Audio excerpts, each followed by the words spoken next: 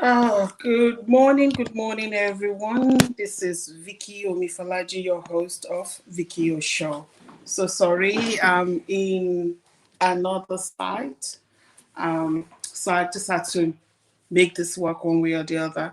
The internet isn't really good here, so you've got to bear with me.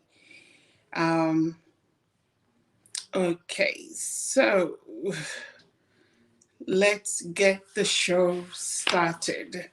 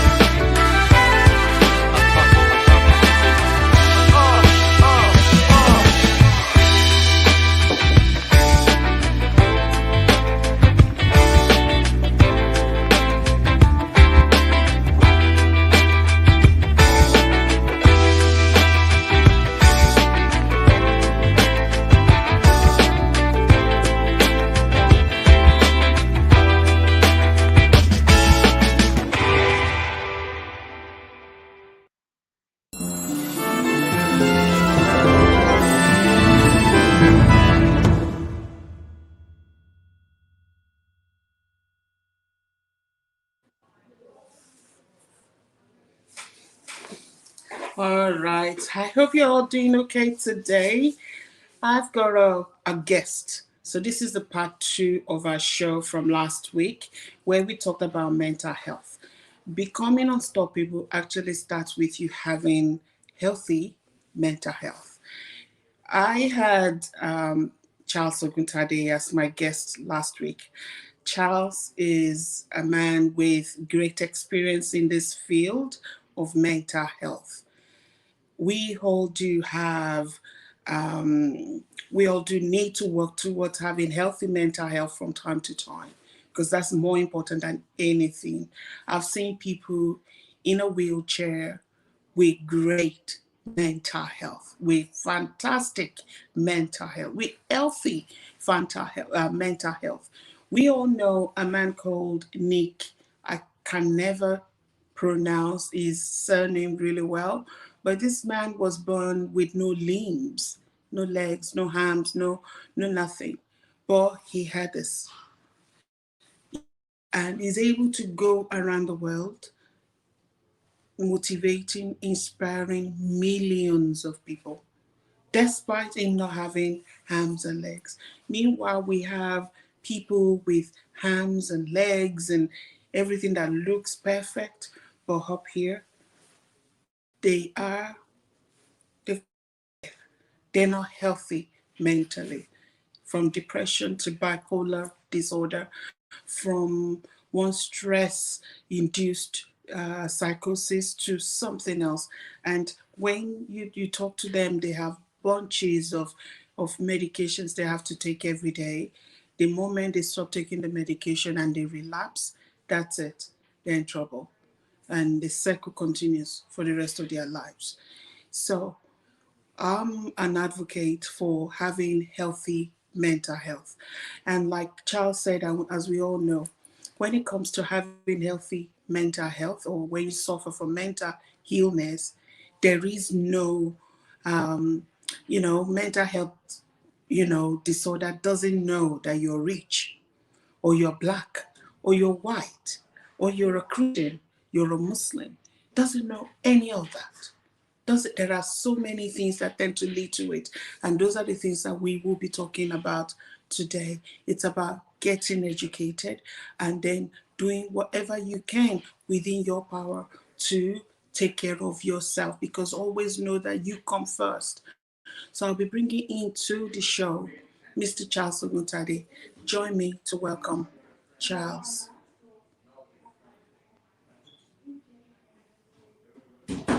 Hello, Charles. How are you?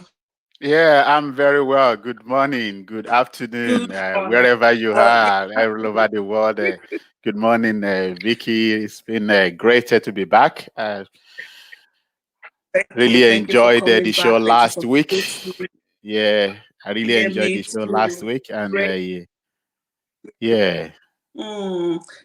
Great, and I had a couple of people send me a message in my inbox asking some questions about their mental health. They wanted to know if because their father still suffers from mental health issues, does that mean they are going to, get it one time or the other in their lives? mm, The other person also sent a message asking about the mother that suffers from schizophrenia, and she wanted to know what is, she described some symptoms, and she was scared, very scared, that she was going to turn out to be like her mother, and she doesn't want to. So today we will explore more, take it from where we left. yeah. But before we delve into it, because we have some people watching at the moment, some that weren't here last week, so they don't know who Charles Oguntade is. They don't know why is Charles the person that I invited to talk about mental health issues. So I would like you to reintroduce yourself. I would love to do it, but I think it's always better from the horse's mouth. So I'll get you to introduce yourself, Charles. Yeah, thank you very much for viewers out there, wherever you might be across the globe. My name is Charles Oguntade. I'm a mental health practitioner, and I worked in the public health service as a forensic clinical specialist. My background is in mental health and forensic science. I've been doing this for more than 2 decades now. I've worked in different sections within the mental health field. I've worked in a clinical area, in a managerial area, in talk of it. And on the side, I do a lot of volunteering. I'm a very passionate community volunteer. I do a lot of volunteering in different capacity. I'm a youth mentor. I'm a community advocate. Involved in a different capacity within the community, and I'm involved in different local and international organization as well, professionally and in the social setting of it as well. I live in Victoria, Shepparton. I'm married. I've got 2 kids and a lovely wife, and yeah, here we are. Of course. Thank you so much for joining me, and thank you for what you do for our community and the wider communities at large. Thank you. You are the president of Yoruba Heritage Association. Not sure if I get that right. Yes, you do.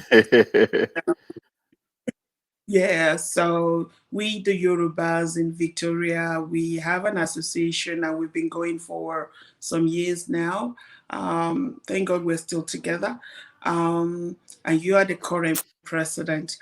So, apart from other things that you're into, you also have your own personal business. You Yes, run, I do. yeah, tell us a little bit about that.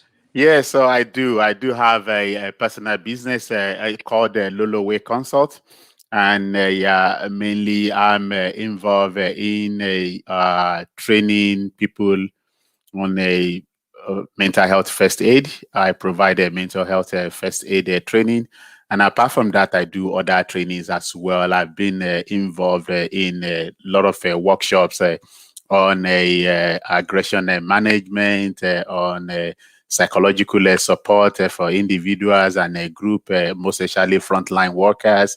I do a lot of training on a risk management within the mental health setting.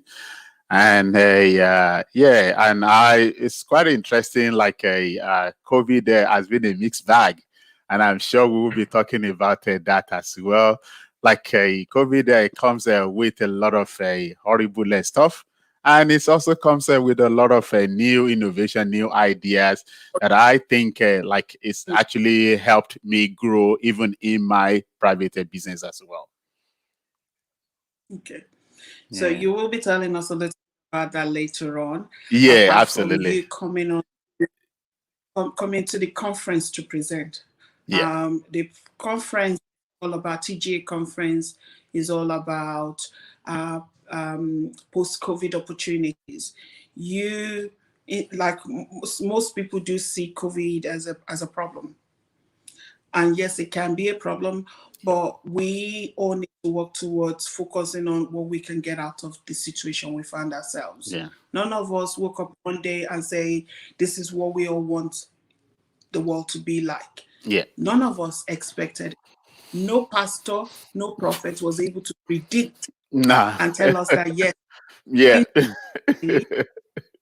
something called COVID that will mess the whole world up. I've never heard of any prophet or hear anyone tell me that there's a prophet somewhere that said it, that predicted it. They all predicted something else, and that this happened. So we didn't plan it. We didn't look out for it. We didn't want it, but it happened to us.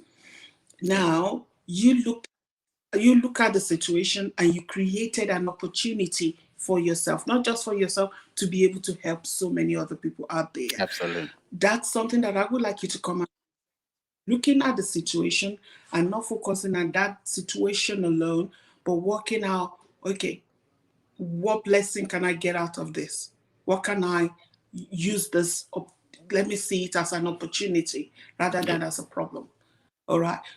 You've done that, and it's something that I would like participants or attendees of the conference to come there and listen to, virtually and live.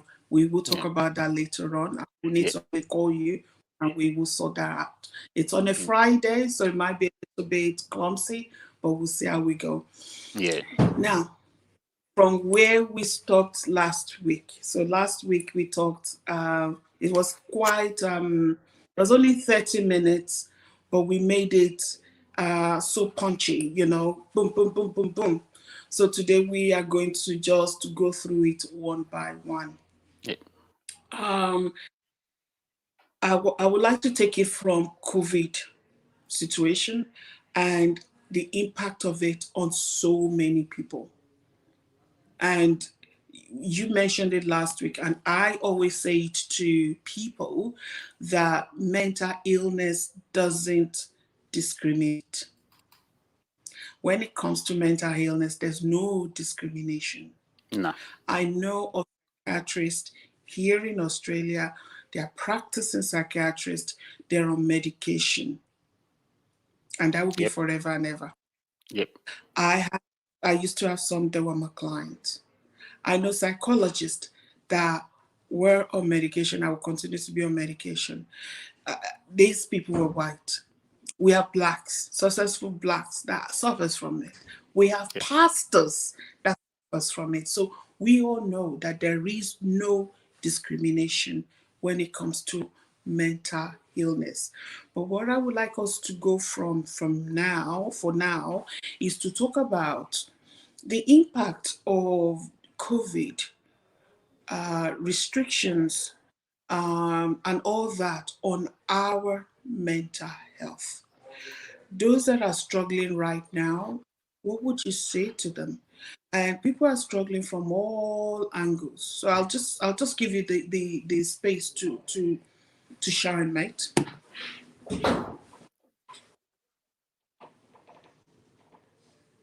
Chas? Yeah. Yeah. I'm right here. Okay. Thank Mm. you. Yeah.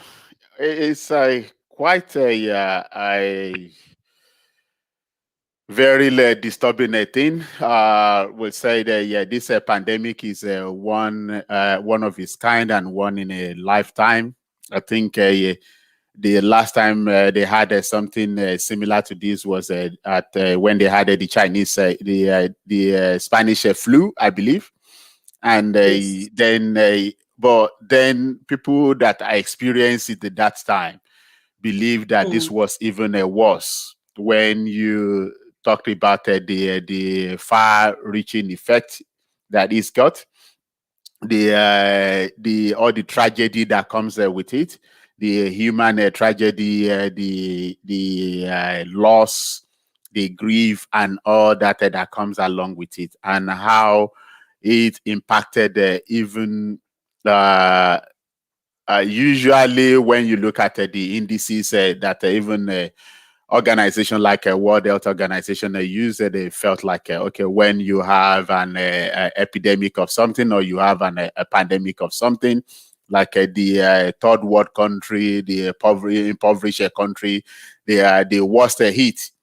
But this time around, the COVID pandemic even proved everybody wrong. That it doesn't have a respect for any nation. It doesn't matter whether you are well prepared, whether you are the first, where you have first world country or third world country, or you are the superpower, or you have the best technology. It was an equal opportunity pandemic. And over those period, it started in a very low scale, and things continued to graduate from there. It got to a point that the whole world realized that we needed to do something about this. And then this idea, then we started getting it, because of course it was a very new virus. Most of all the scientists out there, they really don't know much about even the COVID-19 itself.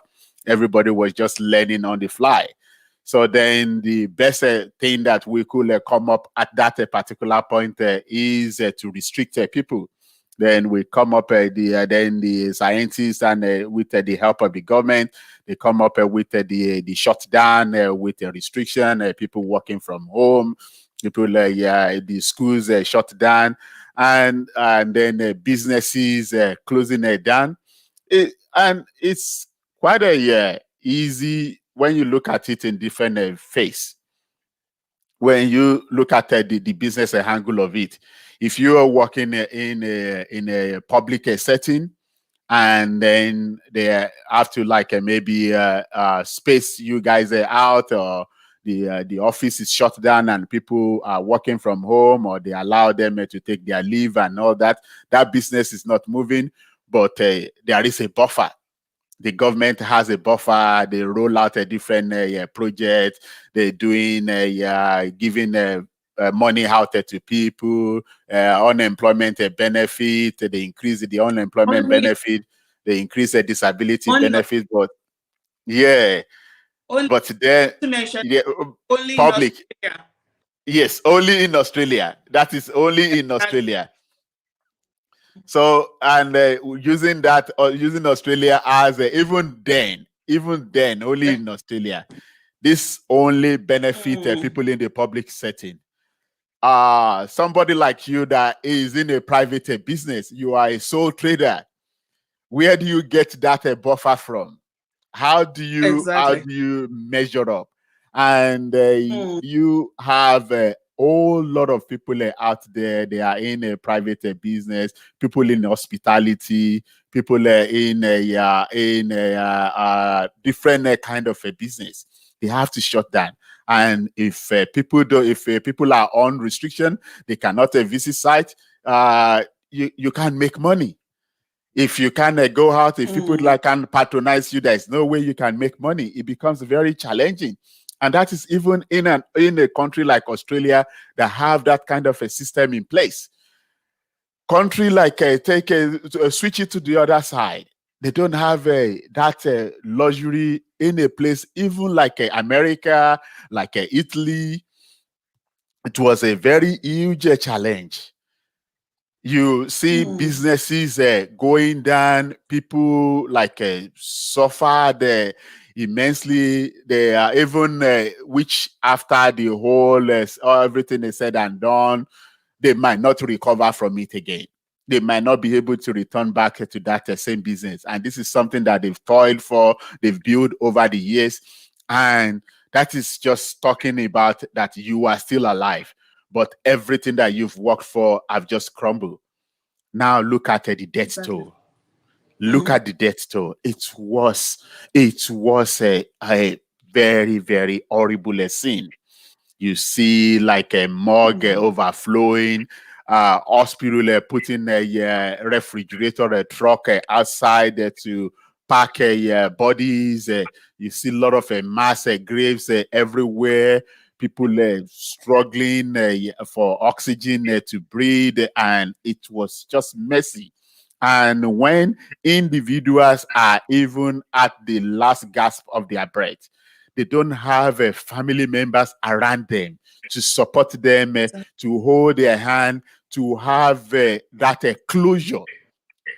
You can imagine the impact of that, to have that closure, to be able to say, okay, well, I even though I'm not going to make it, but I have a loved one around me. There's no way they could do that. There was so strong a restriction in hospitals. You can't even visit. You can't do that. You can't visit a nursing home. You can't visit a main hospital. It was really bad. And coming to the aspect of now people have been restricted to prevent them from contracting COVID. But the impact of that, not being able, they just cooked up in their house.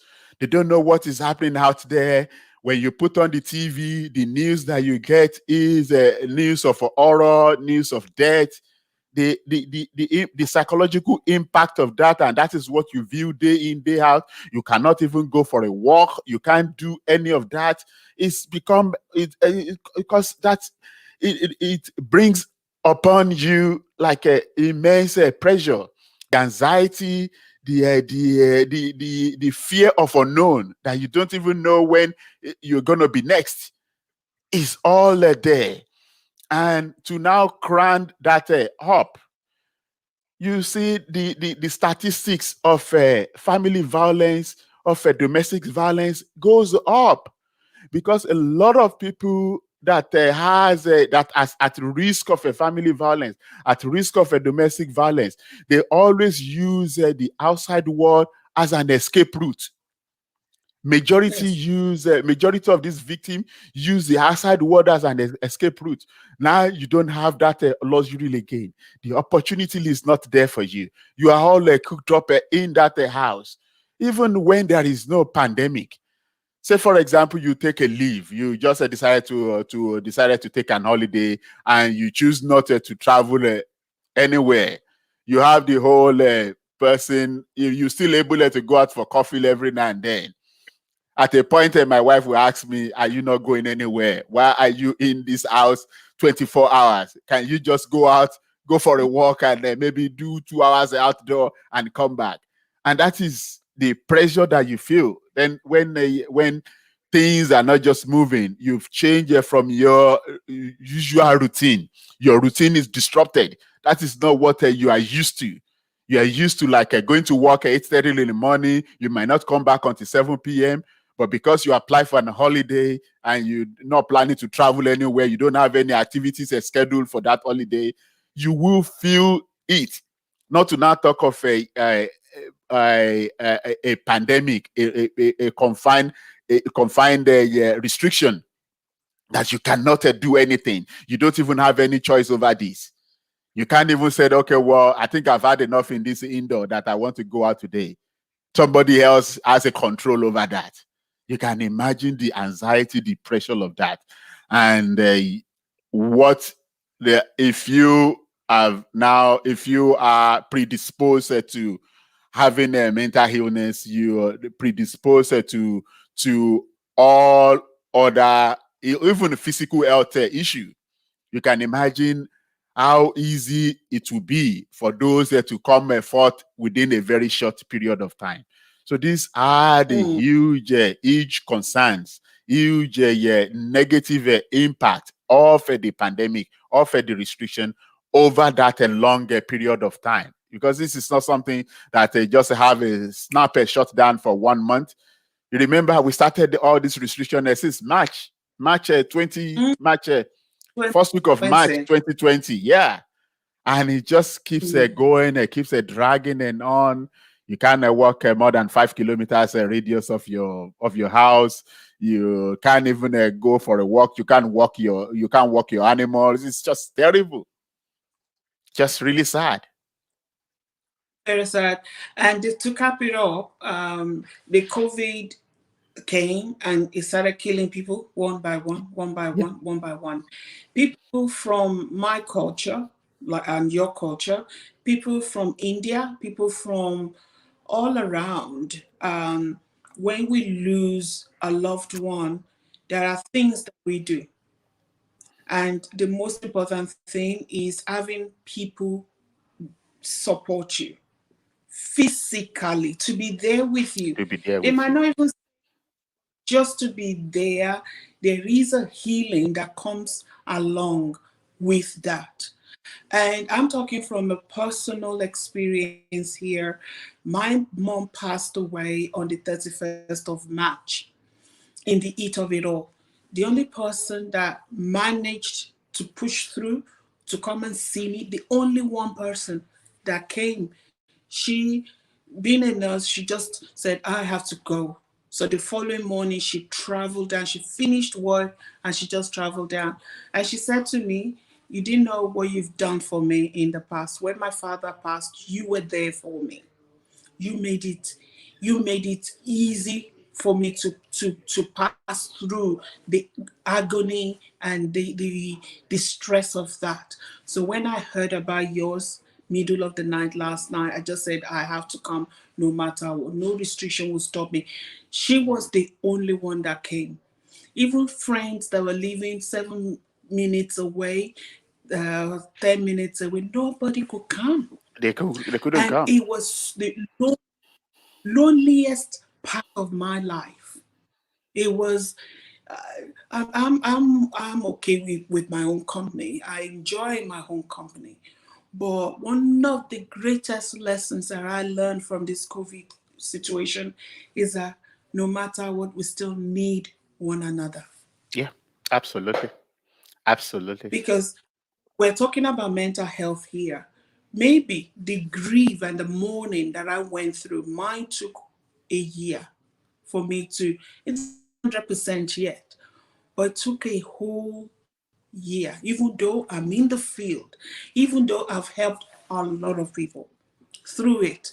But when it came to, and that's another thing that we will be talking about, we in the field, we in the helping field, how when situation happen, when life happens to us, what do we need to do? How do we need to overcome that? We will get to that.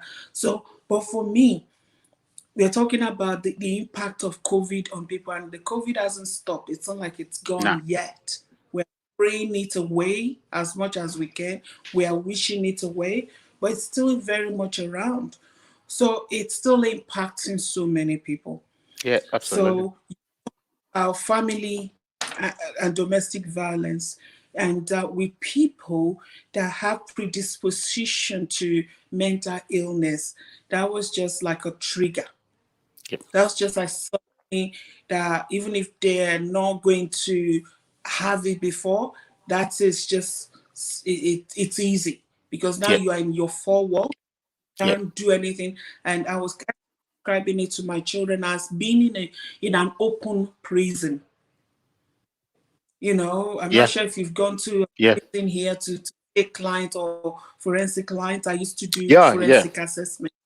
And I will go to the prison. And, Yeah. even though some of you have that freedom to walk around and mow the Walk around grass and do in the stuff, courtyard and all that, but you have but this exactly high wall. wires with electrics and you Hmm. cannot escape Hmm. Hmm. the way all through, especially for us in Victoria with the extended lockdown that we suffered from. So now, so you've talked about all this, but there's one thing that I would like you to actually talk a little bit about. Through the period that I lost my mother and I was grieving badly, I kept receiving messages upon messages from old clients, from people that I didn't know that were told about me to contact me because I can help them, not knowing that I was struggling myself at Right. that time, that I couldn't help anyone. I couldn't help myself. So one thing that was so rampant during that lockdown that were kind of common to most people that contacted me around that time, I had to refer them on, was child molestation. Men that couldn't go to see their prostitutes and and all that now picked up on their own daughters. Some, not all men, some men. And that was something that I kept hearing about from old clients, from people that contacted me. And I just would like you to expand on that. War, COVID, child molestation, lockdowns, restrictions. Give a little bit of analysis of what's going Mm. on there. Yeah, and look, it is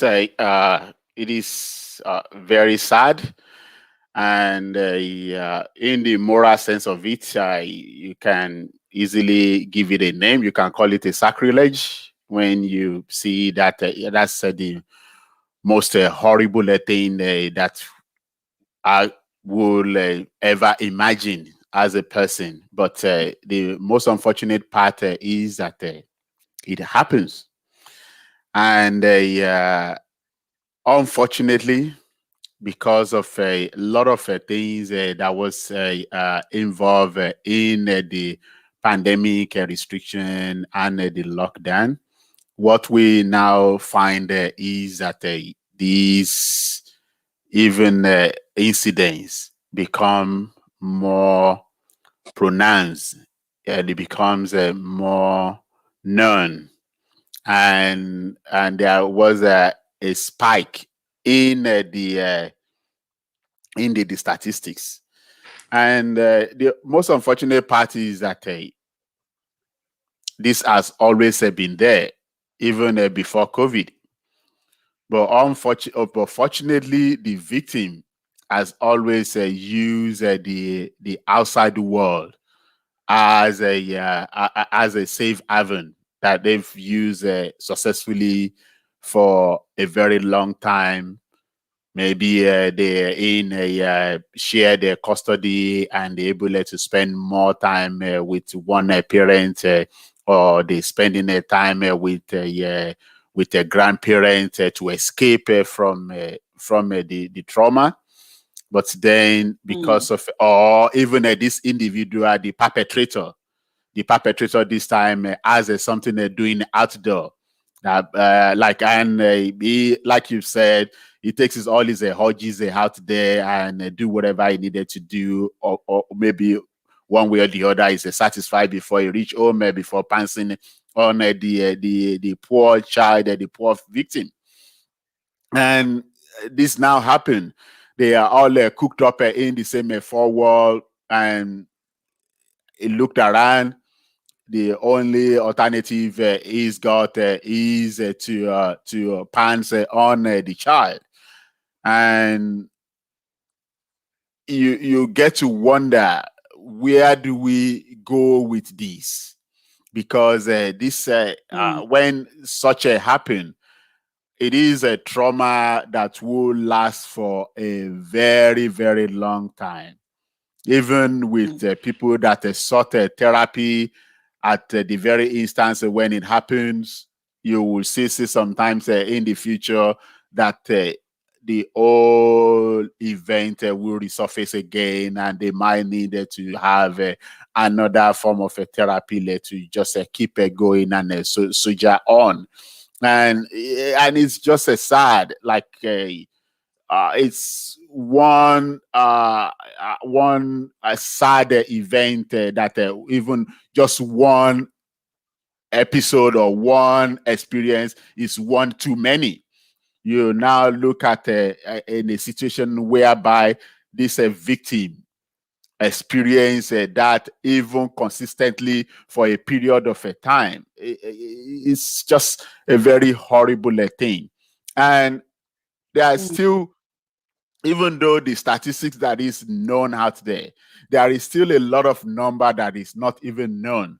That they just mm, they find out, they just, or it is either the child is too scared to talk about it, or she's threatened that if you say something, or even the adult in that space that knows about it prefer that, oh, this is going to bring shame to us if we say it out, we'll better just wrap it up. that's another very good percentage that a lot of people, the law enforcement, did not even know about it, and they just covered it up. And this person doesn't get help when it's required, and then it festers and things get worse from there. And by the time he or she becomes an adult, you'll now be left to him to start carrying the burden alone. A lot of other things are setting. They start wanted to maybe self-medicate to cope with the trauma, with the anguish. And then before you know what is happening, a drug and alcohol as setting into that space. Or you see like a self-harming, parasuicide, and all that will continue. We just follow through with it. It's just very sad. It is a very, very sad situation, and unfortunately, uh, I felt even as a health practitioner that things like this will happen, and you just feel so hopeless that you can't even do much about it until the damage is already done. Mm, mm, mm. Um, so now we're talking about long life prison for the victims. Now, the perpetrators, I've heard of so many coming up with excuses like, oh, it's depression, it's a curse, Is a curse. Is the drugs. It's not. It's it's yeah. the Mm, yeah, it was because of something somebody did to me yeah. before. We've heard of hurt people hurt, Yeah. hurt people hurt. So it becomes this circle thing, just goes on and on. Mm-hmm. And for those people that are listening right now, or maybe listening to this or watching this later on, what do you think we should advise them in terms of their own children, in terms of any other children around? In our culture, we're responsible not just for our own children, but I'm responsible. When your daughter sees me, say, my uncle, even though we're not related, it's because we're from the same place. Yeah. But if you see my daughter misbehaving, or if you see that something is happening to my daughter, I don't think you're just going to sit down there and be watching. No. You are going to take action. You are going to discipline that child. And you are going to me that I saw you wasn't happy with the way I saw her. You know what I mean? Because Yeah. that's the way we that's the way we were raised. That's the Mm. everybody is our uncle or mommy or daddy or everybody. But now with this becoming rampant, how do you so this has a double-edged sword, even though you as my kinsman, not my kinsman, but somebody from the same area Yeah. of Nigeria, we speak the same language. I expect you to look out for me in terms of if you see my daughter misbehaving, you talk her down, you talk to her, you at the same time, I can trust you. But if I trust you and I'm not checking, and if you have it in your mind that you are like Baba Jesha, Baba Jesha Mm. Mm. scenario right now that Mm. is rampant in Nigeria, you can also hurt me. Yeah. You know what I'm getting at here? Yeah. How do we now find the balance? What do we need to do to make sure as a mother I'm protecting my children? As a father, you're protecting your daughter and your son, that no one, and I mean no one, touches them and Yeah. destroy their future before they Yeah. even get there. Yeah. Question. So this is this is where I my own take in that. There is sometimes people will joke with you. They said, "Oh, you've just been overprotective." There's nothing wrong in being we call it an helicopter mom. There's nothing wrong in that. And it says when you sense something, verify and check it out. When you see something, say something. We always talk. My sixth sense tells me that there is something wrong. There's, in the real sense of it, there is actually nothing like a sixth sense. It's a accumulation of all those senses. So when your gut feeling tells you something, don't just allow it to sleep or slide. And it is very important that we cultivate the habit of allowing our kids to talk freely with us. Give That's them very that opportunity that they will be able to talk. And this is something I always encourage my folks, because I remember when I was growing up, and I'm sure you have the same experience. Like when your parents are talking, you can't even look them in the face. When they say something, when they say something, you shouldn't have an opinion. Their opinion, even if you have a small opinion, but their opinion that still matters the most. So if you give right from the start, give your kids that opportunity that they've got a voice. You wanted to ask for their view, and if they've seen you in this space, that you can engage with them, and they can trust you to say something to you when they don't feel comfortable with it. They will always come they will always come to you when something is when something goes wrong. And we yes culturally, you've explained it as well. Like we live a very we sort of live a kind of a communal life, and we get closer to each other. We form a very strong bond and very very strong relationship. But the normal saying is still always says trust but verify. Don't put absolute trust on another person. The person that holds that absolute trust is yourself. Only believe in yourself. Because I put up a facade, that does not mean that that is what I'm going to do when the curtains are down, when they close that veil. So it is always a very important for us to check on this area, to always balance that relationship, and be very sure and make it clear that this is where I stand when it comes to my family, when it comes to my children, and there is nothing wrong in that. That is because that is our primary responsibility. That is our role as a parent. We are there to guide them, to protect them. And if we cannot do that, then it becomes a huge issue. So I don't see, I will not see it in a wrong space if we decided to become an helicopter parent. We just that is our role, that's our responsibility. So that is my position. That's where I stand when it comes to that. There are a couple of things that you said there, and there's something that I would like us to explore. But unfortunately, the time is just rushing, and we have a lot to cover today.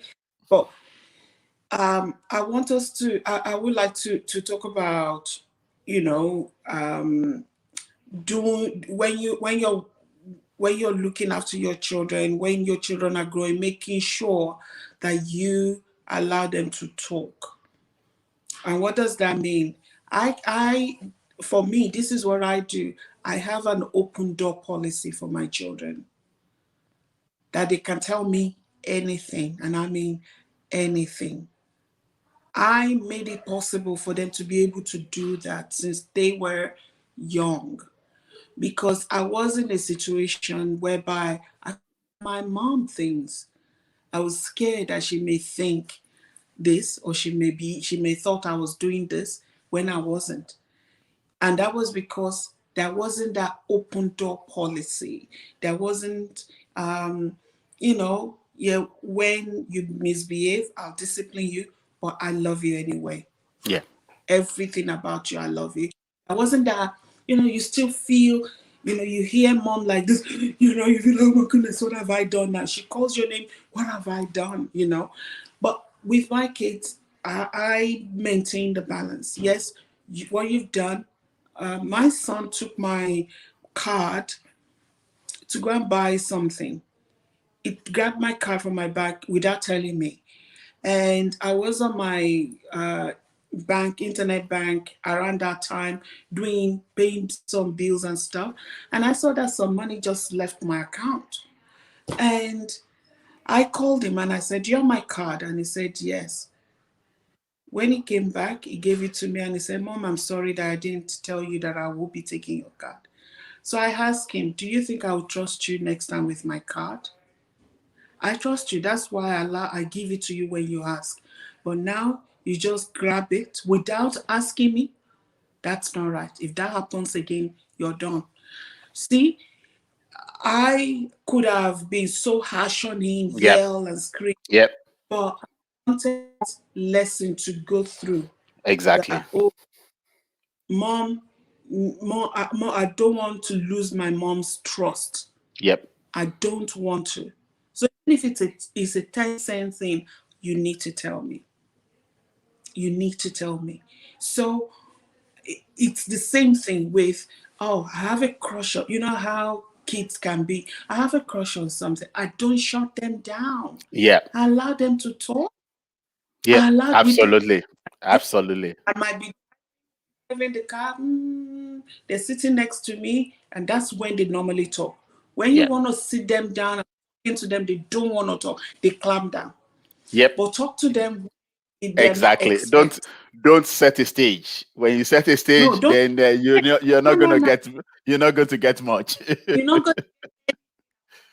So we're driving. Let's just go for a drive. We're in the car. They relax, and then they start saying stuff. Mhm. So I let them talk. Oh, you don't say, "Oh, you're only 10. Why are you having crush?" No, let them talk, and then you come down. You come with some lessons Yep. that what is more important right now is this and this and this. And why do you think it's important? It's important too because hey, you need that education as Yep. something to fall back on you if Yep. some that doesn't work or blah. You just Yep. find ways to educate them without Absolutely. putting them down. Absolutely. So Absolutely.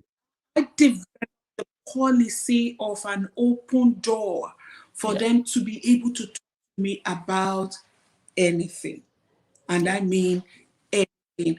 I remember as an undergraduate, my mom and my dad, they are pastors and all that. So there are things I can't even pronounce.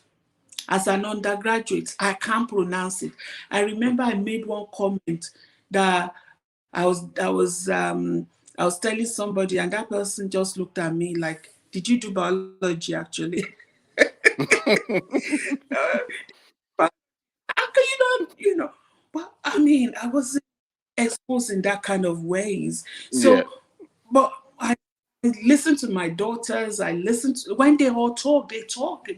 They say things. They call it what it is. They don't hide Yeah. under uh, no, I don't want to be seen as. No, that's what No. it is. You call it what it is. Yeah. And, Absolutely.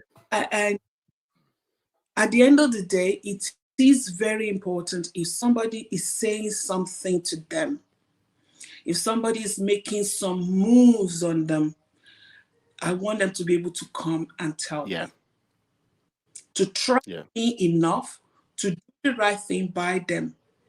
So by coming to talk to me, they know I will do something. Yeah. They Absolutely. know I will protect them. So it comes with them having your trust Yep. that you're not going to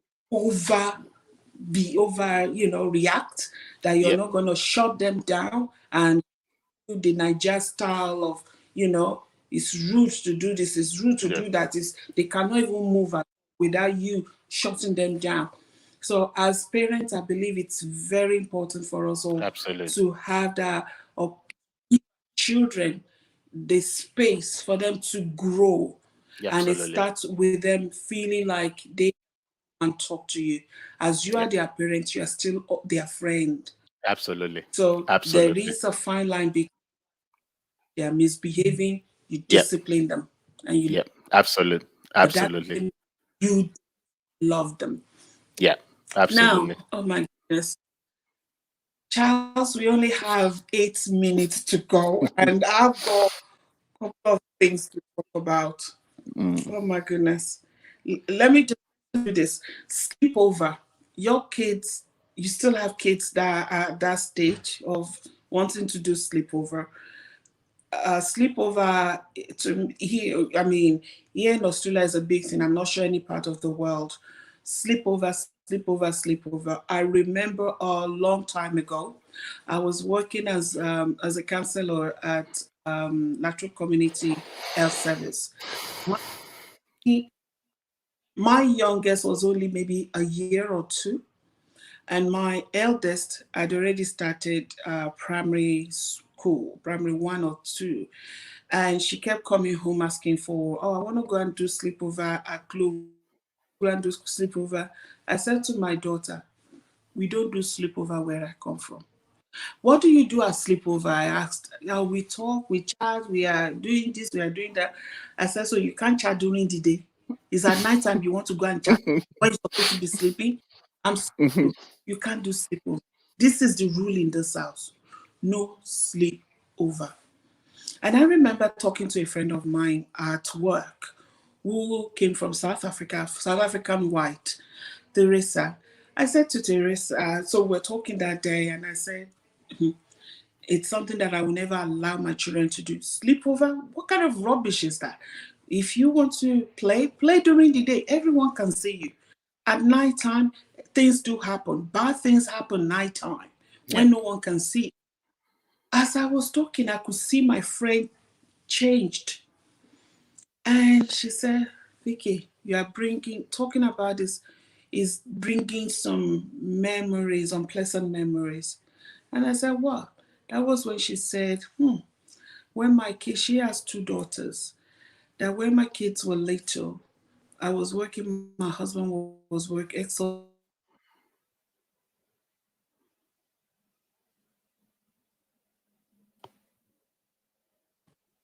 is is a home stay home dad Mm. with two daughters also. The mom works. And under the pretense of playing doctor patient with my daughters, she molested my daughters. Mm. And I said, that's I know me, oh, but I don't know the next person. Nah. Clothes covers us all. We all Yep. look responsible. We all Yep. look, but we don't know what's underneath. That is Yep. why I'm not just going to allow my kids to go anywhere like that. And she was like, you are doing the right thing for your kids. And my kids were quite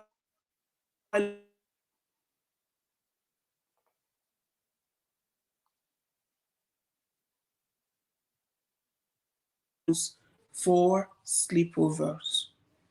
Any thoughts, any advice for parents that may be Uh, watching this right now yeah, from you? like it is a yeah very difficult thing, and kids will, and because it's like a normal norms in this part of the world, and I my perception about it is exactly the same as yours. Apart from the fact that yeah, I've seen a lot of things that have gone wrong. That I've heard a lot of stories in my professional life. It just doesn't really agree with me. I don't feel too comfortable with it because I felt like, well, you can spend the whole day. They can come here and play. You can go there, but at this so time, I will have to come and pick you up. You needed to Mm, return home. You needed that night period there to sleep. But then you look at it. The kids will look at you in ways maybe it just doesn't want me to do it. But then it is in our position to explain to them where we're coming from. If we're able to not mm, just shutting it down and say that it's my rule, it's not going to happen. But then we need to explain the reason why we are taking that position. And that goes a very long way. And even when you see them when they are very little, and when you say no to them, the first thing that comes out of their mouth is why. And I. you really need to, and it's become a very, in fact, it's one of their first few level vocabulary. When you say no, they ask why. And then it's always important, it's always good to explain the reason why you said why. It's not just that maybe you just don't want them to do it, but explain to them the reason why you are taking that position. And in some ways, make them realize without putting putting them on guilt trip, that in some ways I'm just trying to make sure that you are right. It's not that I'm blaming them. I didn't know them from Adam. I don't know the parents. I'm not saying that they're a bad person, but this is the reality of life. This is what could happen. And if we know it, if we can prevent it from happening, why do we want to take a risk then? Why do we want to dive into that risk? Yeah. And things do happen. And as you were talking, I just remembered years ago, my daughter went for a birthday party. Guess where? My pastor, our pastor at that stage, his daughter, his last child, was about the same age as my daughter, my eldest child. So she went for for the party. It was supposed to be all sleepover thing. So I took her there and I picked her up at 9. That was the maximum at Yeah. that stage. I said, all right. First, being a pastor, I still said, okay, usually by 7, I'll go and pick my child. But that day, I went there and I picked her up at 9. We came home. On, you won't believe what happened a week after. A week after, the pastor had some stuff going on in his mind. He chased the wife out of the house with 4 kids. He chased her out. He drove the car. And I was just like, oh my goodness, that could have been during the time when my kid was Yep. there. Yep. A week before that. Yeah. And which was to say, there's no one you can trust. Nah. Stuff happens. Stuff. Yep. You only And you know don't have. you. Yep. And these are things that you wouldn't even have any control over. You don't have any control over it. And by the time Exactly. you all said and done, the damage is already done. And then you now have to live with the consequence. Exactly. Yeah. Exactly. Yeah. Charles, it's right actually time. But before I let you go, please indulge me. There are two messages out of the few that came in from our Yep. show last week that I would like us to just breeze through, Yep. and That's fine. we will make time to do this again. The case of a man who said his father suffers from chronic depression and is afraid of what's going to happen to him. Is he going to be like his father? What does he need to do? The second one is of a lady whose mother is schizophrenic, and the way the mother treated her siblings, her father. She's so scared of getting married herself. She doesn't. She's scared that she may get it. She's predisposed. She's Yep. done some reading and research, and she's scared that she doesn't want to get married because she could see that she might likely turn out to be worse than her mother. Yep. Now, our question is, what can she do? She needs help. These two needs help. So, Yeah, absolutely. And the simple way of putting it is that they just needed to understand that yes, they are predisposed to it, but that does not say there is a huge. In fact, even the percentage of them having it is not huge. For them to end up with it, they will. It means that all other circumstances works against them. It might means that they've got their own bodily makeup, their psychological makeup. They can hold on to stress. Their coping skill, their stress management skill is at the lowest ebb. or there are other circumstances that they don't even have a control over about. The psychosocial circumstances, things that surrounds them. We've been just talking about the pandemic now. That could play a role. We've been talking about even the stress of life. It could be financial stress, it could be social stress, it could be family stress. That could play. That could play a very huge role. But if all other things are working okay, if they living in a state of a healthy well-being, there is no reason why they're going to end up with a mental illness. If that is how it happens, then there will be a lot of people that have been done. You remember the statistics, even in Australia, is 1 in 4. So if we have 1 in 4 that is suffers from a depression, then if you multiply that statistics, then we are doomed. So, and because people live with a depression does not really necessarily mean that they will not be able to live a fulfilled life. And the other person that talks about the mom with schizophrenia, one thing that I just advocate for is that understand that it is not your mom. It is the illness that is have displayed in that way.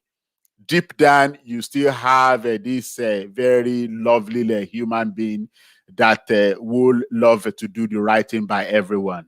But just understand that it is that mental illness. It is that diagnosis that brings about all those behavior, all those experience, the challenges that she might have experienced over those years. So by all means, one of the things that will prevent you from ending up with it is having a support, family support and all that. So starting your own family shouldn't be a barrier to you, shouldn't be a barrier to you living a good life. So in fact, if is anything at all, it should be a positive thing that should give you a very good support network, a good buffer to be able to follow through with life without ending up with the diagnosis. So there is no science that says that if your parents or your close relation have it, that you're going to end up with it.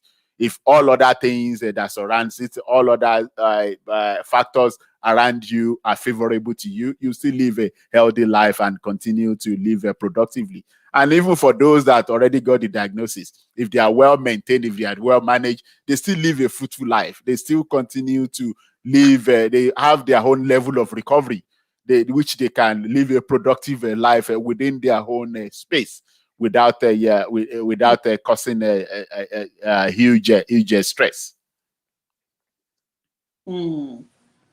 Wow, it's just been another wonderful, wonderful 1 hour with you, Charles.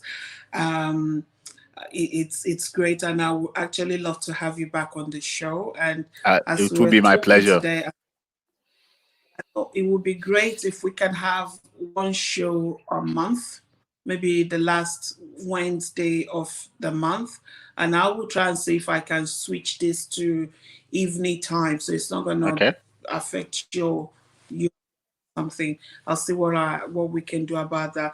Just no problem. to talk about and have space to answer people's questions and get people to come on live and ask their Yeah, questions. that would be Since we're lovely. both in the field and we know how important mental health is, and you being an entrepreneur dealing with first aid mental health, um, it will be a good thing for us to get it Absolutely. out there. I will be having a chat with you this Saturday if you're gonna be at the, where, the couples Yep, night. I will be there. Okay, Yep, great. I will be there. That's briefly Yeah, about what to do. I also absolutely. like to collaborate with this because you That would can be go lovely. faster. Yep. Collaborate. So I'll have you back here for us to keep talking about this important topic. You're Once welcome. again, thank you so much, Charles, for your time. Thank you Thank you for for having me. sharing your experience with my viewers today. And until Saturday, I will see you then. You take care, Charles. And to everyone watching us and listening to today, if you have any question, just send us a message to vickyoshow@gmail.com. vickyoshow@gmail.com. That's so simple. Ask any question you would like to ask Charles, and we will get to you and answer all questions. So until next Wednesday, when we come back here and talk to you or have another great guest, you all take care. May God bless you. See you, Charles. See See ya. you all. Yeah. Thank you.